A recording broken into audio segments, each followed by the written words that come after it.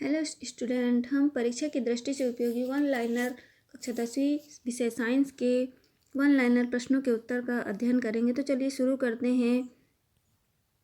पाठ 1, रासायनिक अभिक्रिया एवं समीकरण। रासायनिक अभिक्रिया संपन्न होने की पहचान क्या है? अवस्था में परिवर्तन, रंग में परिवर्तन, गैस का निकलना, तापमान में परिवर्तन।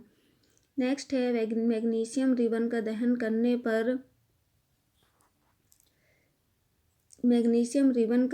करने पर वह श्वेत चमकदार लौह देता है। अगला, रासायनिक अभिक्रिया में भाग लेने वाले पदार्थ क्या कहलाते हैं? अभिकारक। नेक्स्ट, रासायनिक अभिक्रिया में बनने वाले पदार्थ को क्या कहते हैं? उत्पाद। अगला, रासायनिक अभिक्रिया में भाग लेने व बनने वाले पदार्थ के संकेतों के रूप में लिखने को क्या कहते हैं? तो रासायनिक समीकरण कहते हैं। नेक्स्ट, मैग्नीशियम में दहन का रासायनिक समीकरण लिखिए। तो 2 Mg + O2 बनेगा 2MgO। अगला, निम्नलिखित अभिक्रिया में अभिकारक व उत्पाद की पहचान कर उनके नाम लिखिए। तो 2Mg + O2 बनेगा 2MgO। मैग्नीशियम ऑक्सीजन और मैग्नीशियम ऑक्साइड बनेगा। मैग्नीशियम ऑक्सीजन अभिकारक होगा और मैग्नीशियम ऑक्साइड उत्पाद होगा। नेक्स्ट है, रासायनिक समीकरण में अभिकारकों को तीर के किस तरफ लिखा जाता है? तो बाईं तरफ लिखा जाता है, यानी लेफ्ट हैंड साइड। अगला, रासायनिक समीकरण में उत्पादों को तीर के किस तरफ लिखा जाता है? तो दाईं तरफ, यानी राइट हैंड साइड लिखा जाता है। नेक्स्ट है, रासायनिक अभिक्रिया के पहले एवं उसके पश्चात प्रत्येक तत्व के परमाणुओं की संख्या समान होती है। अगला होगा, निम्नलिखित शब्द समीकरण के संतुलित रासायनिक समीकरण लिखिए। तो इसका रासायनिक समीकरण ये होगा,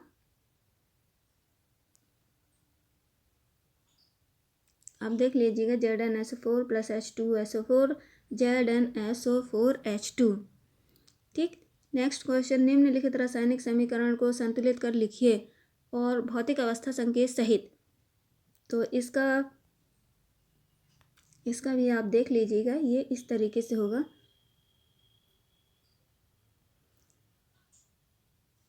ठीक है, इस तरीके से आप देखकर नोट कर लीजिएगा। नेक्स्ट होगा, वायु में जलने से पहले मैग्नीशियम रिबन को साफ किया जाता है।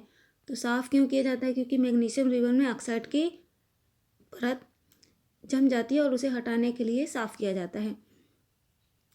नेक्स्ट होगा, निम्नलिखित रासायनिक अभिक्रिया को संतुलित कीजिए। तो आप इस तरीके से आप देख लीजिएगा इनको, रासायनिक अभिक्रिया को इस तरीके से आप संतुलित करिएगा। इस तरीके से आप संतुलित इनको कर सकते हैं। अगला क्वेश्चन होगा, निम्नलिखित रासायनिक अभिक्रियाओं को संतुलित समीकरण लिखिए। तो इन अभिक्रियाओं के आपको संतुलन करके लिखना है। इनको आप संतुलित करके इनको लिख सकते हैं। नेक्स्ट क्वेश्चन होगा, ये कैल्शियम ऑक्साइड का रासायनिक सूत्र व सामान्य नाम लिखिए। तो इसका ये होगा बुझा हुआ चूना, CaO। अगला, कैल्शियम ऑक्साइड को जल से अभिक्रिया कराने पर बने उत्पाद का नाम लिखिए और रासायनिक सूत्र लिखिए। तो इसका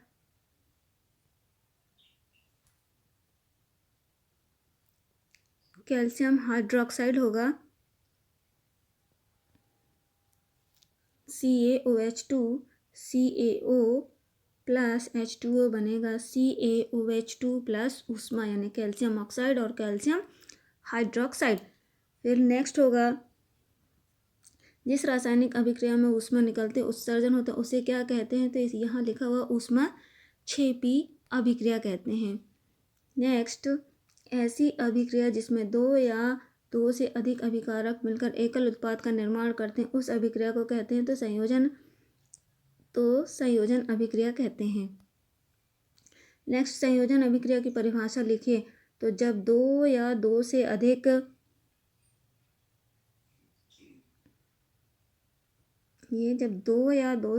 मिलकर उत्पाद बनाते हैं तो संयोजन अभिक्रिया कहते हैं। ठीक है बच्चों। इसके बाद नेक्स्ट है रासायनिक अभिक्रियाओं के प्रकार लिखिए। तो रासायनिक अभिक्रियाओं के 4 प्रकार हैं। पहला है संयोजन अभिक्रिया, वियोजन अभिक्रिया, विस्थापन अभिक्रिया और द्विविस्थापन अभिक्रिया। अगला है निम्नलिखित रासायनिक अभिक्रिया के प्रकार लिखिए। तो पहला कैल्शियम ऑक्साइड की जल से क्रिया करना संयोजन अभिक्रिया है। दूसरा कोयले का दहन, ये संयोजन अभिक्रिया है। अगला हाइड्रोजन तथा ऑक्सीजन द्वारा जल का निर्माण, तो twice of H2 plus O2 बनेगा ट्वाइस ऑफ H2O। नेक्स्ट होगा प्राकृतिक गैस के दहन का रासायनिक समीकरण लिखिए। क्या वह ऊष्माक्षेपी अभिक्रिया है? हाँ, तो ये समीकरण देख लीजिएगा और यह एक ऊष्माक्षेपी अभिक्रिया है। नेक्स्ट हमारे शरीर में भोजन से प्राप्त कार्बोहाइड्रेट के टूटने से बनने वाले पदार्थ का नाम लिखिए। तो इसका नाम होगा ग्लूकोज। नेक्स्ट ग्लूकोज का हमारे शरीर की कोशिकाओं में उपस्थित ऑक्सीजन से मिलकर ऊर्जा देने वाली अभिक्रिया का नाम लिखिए। तो इसका होगा ऊष्माक्षेपी अभिक्रिया। नेक्स्ट होगा ग्लूकोज से हमारे शरीर की कोशिकाओं में उपस्थित ऑक्सीजन में मध्य रासायनिक अभिक्रिया लिखिए। तो ये अभिक्रिया होगी C6H12O6 प्लस 6O2, तो बनेगा 6CO2 प्लस 6H2O और ऊर्जा निष्कासित होगी। नेक्स्ट होगा साग सब्जियों का विघटित होकर कंपोस्ट बनाने की प्रक्रिया किस प्रकार की अभिक्रिया है? तो ये ऊष्माक्षेपी अभिक्रिया है। अगला वियोजन अभिक्रिया, जब रासायनिक अभिक्रिया में एकल अभिकर्मक टूटकर छोटे छोटे एक से अधिक उत्पाद बनाते हैं तो उसे वियोजन अभिक्रिया कहते हैं। नेक्स्ट फेरस सल्फेट का सूत्र होगा FeS4 × 7H2O। नेक्स्ट होगा फेरस सल्फेट को गर्म करने पर होने वाली रासायनिक अभिक्रिया का समीकरण लिखिए। तो ये इस तरीके से ये समीकरण होगा। ठीक है, आप देख लीजिएगा। नेक्स्ट है चूना पत्थर का रासायनिक सूत्र व रासायनिक नाम लिखिए। तो CaCO2 कैल्शियम कार्बोनेट होगा। नेक्स्ट होगा कैल्शियम कार्बोनेट को ऊष्मा देने या गर्म करने पर होने वाली अभिक्रिया का रासायनिक समीकरण लिखिए। तो CaCO3 ऊष्मा से CaO प्लस CO2 बनेगा। नेक्स्ट है कैल्शियम ऑक्साइड यानी चूना या बिना बुझा हुआ चूना का उपयोग सीमेंट के निर्माण में किया जाता है। अगला लेड नाइट्रेट को बर्नर में गर्म करने पर भूरे रंग का धुआं उत्सर्जित होता है। यह धुआं किस पदार्थ का होता है? तो NO2 यानी नाइट्रोजन ऑक्साइड का होता है। अगला लेड नाइट्रेट को गर्म करने पर होने वाली रासायनिक अभिक्रिया लिखिए। तो इस तरीके से आप इसको लिख सकते हैं। ठीक है, अगला सिल्वर क्लोराइड को सूर्य प्रकाश में रखने पर धूसर रंग हो जाता है, क्यों? तो इसका उत्तर होगा क्योंकि सिल्वर क्लोराइड का सिल्वर तथा क्लोरीन में वियोजन हो जाता है। अगला किस रासायनिक पदार्थ का उपयोग श्याम श्वेत फोटोग्राफी में किया जाता है? तो इसका आंसर होगा AgBr यानी सिल्वर ब्रोमाइड का। नेक्स्ट वियोजन अभिक्रिया में अभिकारकों को तोड़ने के लिए ऊष्मा प्रकाश या विद्युत ऊर्जा आवश्यक है। अगला विस्थापन अभिक्रिया वह अभिक्रिया है जिसमें अधिक क्रियाशील तत्व कम क्रियाशील तत्व को उसके यौगिक से विस्थापित कर देते हैं। नेक्स्ट देखिए आप, लोहे की कील को कॉपर सल्फेट के विलयन में डालने पर कॉपर सल्फेट नीला रंग कुछ समय बाद मलिन हो गया है, क्यों? तो लोहे ने कॉपर सल्फेट विलयन से कॉपर का विस्थापन कर दिया है और ये उसकी अभिक्रिया है। अगला है निम्नलिखित उदाहरण विस्थापित अभिक्रिया है। तो इस तरीके से आपको देख लेना है। नेक्स्ट कॉपर के उद्योगों में, ये वाला कॉपर के उद्योगों में से लेड जिंक कॉपर को विस्थापित करते हैं, क्यों? तो क्योंकि लेड जिंक कॉपर से अधिक अभिक्रियाशील है। अगला देखते हैं, वे अभिक्रियाएं जिनमें अभिकारकों के बीच आयनों का आदान प्रदान होता है तो वे द्विविस्थापन अभिक्रिया कहलाती हैं। ये उसका रासायनिक समीकरण है, आप देख लीजिएगा। नेक्स्ट, वह रासायनिक अभिक्रिया जिसमें किसी तत्व या यौगिक में ऑक्सीजन का संयोग होता है उसे क्या कहते हैं? तो उसे अपचयन कहते हैं। नेक्स्ट, वह रासायनिक अभिक्रिया जिसमें किसी तत्व या यौगिक में हाइड्रोजन का संयोग हो या ऑक्सीजन का ह्रास होता है उसे अपचयन कहते हैं। नेक्स्ट, निम्नलिखित अभिक्रियाओं में उपचयन अपचयन की पहचान करें। तो पहली वाली उपचयन है और दूसरी वाली अपचयन है। अगली, ऐसी अभिक्रिया जिसमें उपचयन व अपचयन दोनों साथ साथ होते हैं तो वे रिडॉक्स अभिक्रिया या उपचयन अभिक्रिया के अपचयन कहलाती हैं। अगला, निम्नलिखित अभिक्रियाओं में अभिकारकों का उपचयन या अपचयन चिन्हित कीजिए। तो इस तरीके से आप उनको चयनित कर सकते हैं। ठीक, अपचयन और उपचयन। नेक्स्ट, उपचयन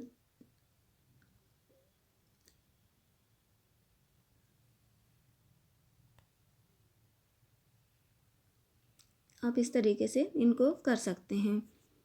ठीक है। अगला, लोहे पर जंग लगना उदाहरण है संक्षारण का। चांदी की परत काली पड़ना उदाहरण है संक्षारण का। तांबे की चमक मलिन पड़ना उदाहरण है संक्षारण का। फिर नेक्स्ट, जब कोई धातु का आसपास से अम्ल आर्द्रता आदि के संपर्क में आने पर सतह मलिन काला या संक्षारित होने लगती है, इस घटना को कहते हैं संक्षारण। फिर नेक्स्ट होगा, तेलीय खाद्य सामग्री को जब लंबे समय तक रखने पर गंध व स्वाद बदल जाने वाली घटना को क्या कहते हैं? तो ये होती है विकृत गंधिका। अब पार्ट 2 के प्रश्नों के उत्तर जानते हैं, देखिएगा। अम्ल, क्षार एवं लवण। तो अम्लों का स्वाद कैसा होता है? खट्टा। दूसरा, अम्ल लिटमस पेपर पर कैसा व्यवहार करते हैं? अम्ल लिटमस को लाल कर देते हैं। क्षारक का स्वाद कड़वा होता है। क्षारक लिटमस को नीला कर देते हैं। क्षारक लाल लिटमस को नीला कर देते हैं। प्राकृतिक सूचकों के नाम। तो प्राकृतिक सूचक है लिटमस व हल्दी, लाल पत्ता गोभी, हाइड्रेजिनियम, पिटोनिया और जेरानियम। 2 संश्लेषित सूचकों के नाम लिखे तो मेथिल ऑरेंज व फिलॉप्थिनिन। 4 अम्लों व क्षारकों के नाम, रासायनिक सूत्र लिखिए। तो इस तरीके से आप 4 अम्ल और 4 क्षारकों के नाम लिख सकते हैं। अम्ल होंगे हाइड्रोक्लोरिक अम्ल यानी HCl, सल्फ्यूरिक अम्ल यानी H2SO4, नाइट्रिक अम्ल यानी HNO3, एसिटिक अम्ल CH3COOH। क्षारक होंगे sodium hydroxide NaOH, potassium hydroxide यानी KOH, कैल्शियम हाइड्रोक्साइड यानी CaOH2, मैग्नीशियम हाइड्रोक्साइड यानी MgOH2। फिर गंधीय सूचक ऐसे पदार्थ जिनकी गंध अम्लीय व क्षारकीय माध्यम में भिन्न होती है, गंधीय सूचक कहलाते हैं, जैसे प्याज, लौंग का तेल और वेनिला। फिर नेक्स्ट है, क्या होता है जब दानेदार जिंक की तनु सल्फ्यूरिक अम्ल में क्रिया होती है तो हाइड्रोजन गैस निकलती है। अगला है, धातुओं अम्लों से क्रिया कर हाइड्रोजन गैस विस्थापित करती हैं और लवण बनाती हैं तो अम्ल प्लस धातु लवण प्लस हाइड्रोजन बनेगा। फिर अगला है, क्या होता है जब जिंक के टुकड़े की सोडियम हाइड्रोक्साइड विलयन से क्रिया होती है तो सोडियम जिंकेट व हाइड्रोजन गैस निकलती है।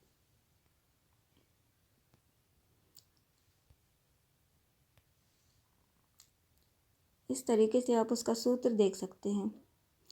ठीक, अगला क्वेश्चन होगा, क्या होता है जब सोडियम कार्बोनेट की क्रिया तनु HCl यानी हाइड्रोक्लोरिक अम्ल से होती है तो उत्पादों के हमको क्या करना है? नाम लिखना है। तो इस पर होगा कार्बन डाइऑक्साइड गैस निकलती है तथा जल व सोडियम क्लोराइड लवण बनता है। इस तरीके से आपको समीकरण लिख लेना है। नेक्स्ट होगा क्या होता है जब सोडियम बाइकार्बोनेट की क्रिया तनु HCl अम्ल से होती है तो कार्बन डाइऑक्साइड गैस, जल तथा सोडियम क्लोराइड बनता है। इस तरीके से आप समीकरण लिख लीजिएगा। अगला है कौन सी गैस चूने के पानी को दूधिया या श्वेत अवक्षय बनाती है तो कार्बन डाइऑक्साइड गैस। अगला चूना पत्थर खड़िया चाल्क व संगमरमर में उपस्थित मुख्य घटक रासायनिक पदार्थ का नाम लिखिए तो CaCO3 कैल्शियम कार्बोनेट होगा। अगला होगा अम्ल व क्षारक के मध्य अभिक्रिया से लवण व जल बनता है, उस अभिक्रिया को क्या कहते हैं तो उस अभिक्रिया को उदासीनीकरण कहते हैं। नेक्स्ट उदासीनीकरण अभिक्रिया को व्यक्त करें तो क्षारक प्लस अम्ल बनेगा लवण प्लस जल। नेक्स्ट कॉपर ऑक्साइड की अल्प मात्रा में को तनु HCl अम्ल में मिलाने पर विलयन का रंग कैसा हो जाता है तो उत्तर होगा विलयन का रंग नीला हरित कॉपर क्लोराइड बनने के कारण हो जाता है। नेक्स्ट होगा धातु ऑक्साइड एवं अम्ल के मध्य होने वाली अभिक्रिया लिखिए तो धातु ऑक्साइड प्लस अम्ल और लवण प्लस जल बनेगा। अगला धात्विक ऑक्साइड की प्रकृति अम्लीय या क्षारकीय होती है तो धात्विक ऑक्साइड क्षारकीय होते हैं। अगला कैल्शियम हाइड्रोक्साइड CaOH2 की प्रकृति कैसी होती है तो क्षारीय या क्षारकीय होती है। नेक्स्ट होगा अधात्विक ऑक्साइड अम्लीय होते हैं। नेक्स्ट अम्ल व क्षारक विलयन स्थिति में क्या विद्युत का चालन करते हैं हाँ क्योंकि उनमें H+ एवं OH आयन होते हैं। नेक्स्ट क्या ग्लूकोज एवं अल्कोहल विद्युत का चालन करते हैं तो इसका आंसर होगा नहीं क्योंकि वे आयन विलयन अवस्था में नहीं होते। इसके बाद आपको ये समीकरण दिए गए हैं, आपको इनका अच्छे से अध्ययन करना है। ठीक है। नेक्स्ट अम्ल H+ आयन उत्पन्न करते हैं, क्षारक OH+ आयन उत्पन्न करते हैं। H+ हाइड्रोजन आयन स्वतंत्र अवस्था में नहीं रह सकते, ये जल के साथ सदैव हाइड्रोनियन आयन यानी H3O+ बनाते हैं। अगला H+ प्लस H2O बनेगा H3OH। नेक्स्ट होगा यदि अम्ल HX है और MOH क्षारक तो अम्ल क्षारक अभिक्रिया लिखिए तो इसमें इस प्रकार से आप अभिक्रियाएं लिख सकते हैं। नेक्स्ट होगा NaOH QH, इनके संगत आयनों को विभक्त कीजिए तो आप कुछ इस तरीके से उनके संगत आयनों को विभक्त कर सकते हैं। ठीक है।